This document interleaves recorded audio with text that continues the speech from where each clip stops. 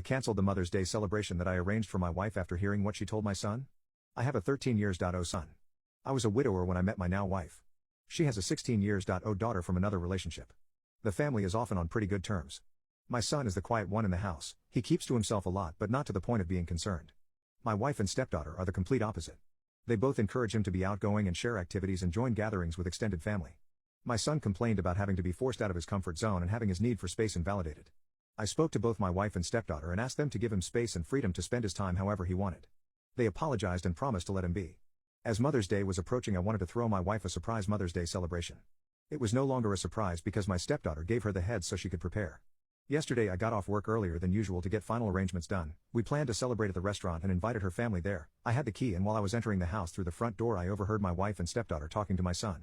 My wife was asking my son if he could convince me to let him stay home and not go with them to the restaurant to celebrate.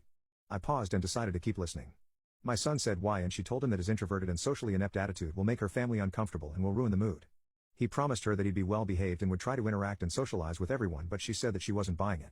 He kept reassuring her, but she snapped and told him that technically, she's not his mom, so she didn't get why he wanted to celebrate Mother's Day with her so badly.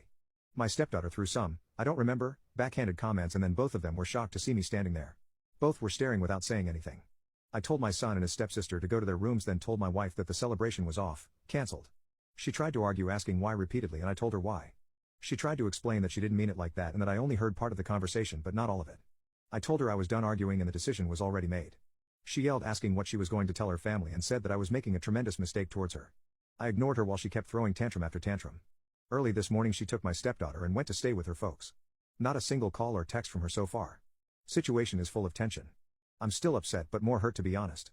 I mean, yes, I did say I was going to have this celebration, but I thought that what she said to my son was too harsh to ignore.